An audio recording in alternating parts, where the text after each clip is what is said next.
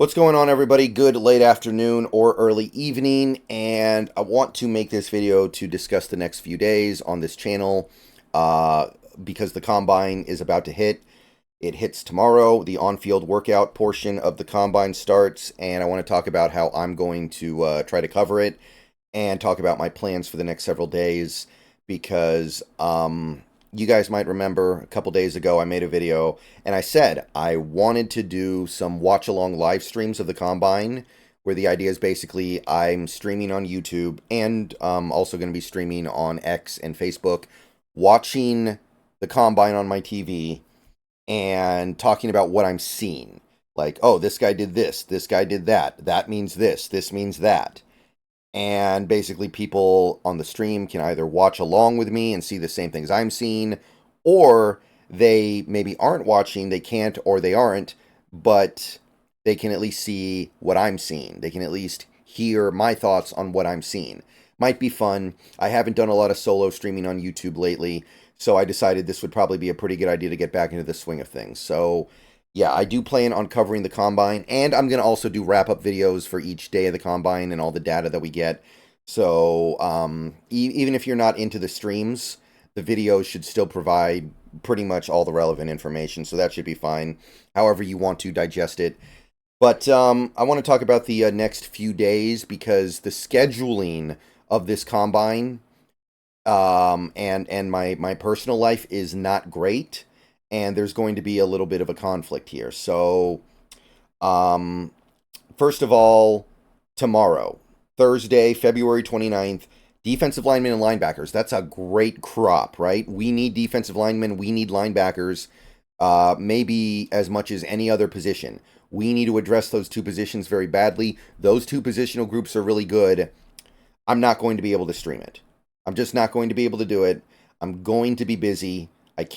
I have something going on that I cannot get out of, that I cannot move, and I'm just going to have to not stream that group, which sucks. That might be the best group of the four, but I don't really have a choice. I can't cover it. So what we're going to do instead is we're going to let that play out. I'm not going to stream it, but I am going to look at the data. I am going to look at the clips. I am going to look at the tape of it when I am free to, and I'm going to make a wrap-up video on the things that stood out.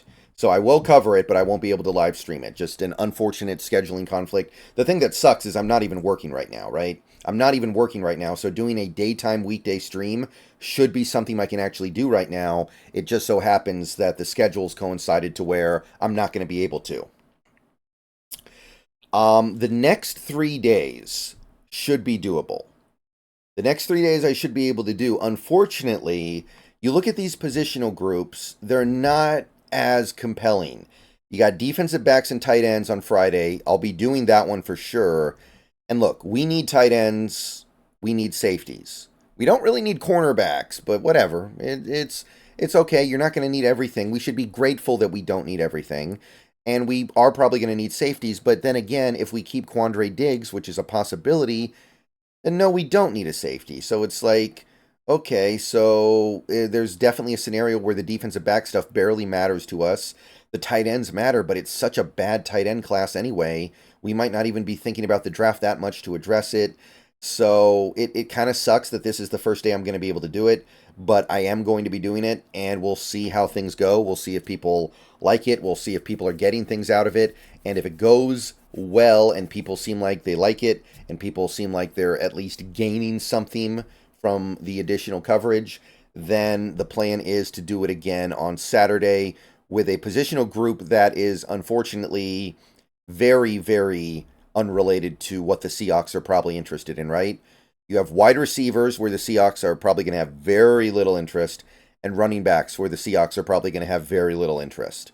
Short of a significant roster decision between now and the draft, I don't think there's a lot we can do at either of those positions. The only position in this group that might matter is quarterback.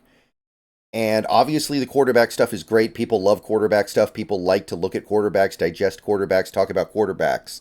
That stuff is going to be interesting. But even on that level, whether or not the Seahawks have an interest in the quarterback position is very much up for debate. It is not set in stone. It seems like we've locked into our starter, and it's just a question of, are we going to draft a quarterback to be the backup and maybe eventual heir apparent? That's possible, but it's debatable. So this whole positional group, while it's usually the most fun we have at the combine, may not be that germane to the Seahawks' interests. So basically, I think the idea is going to be, depending on how the Friday goes on the stream, I'll do Saturday.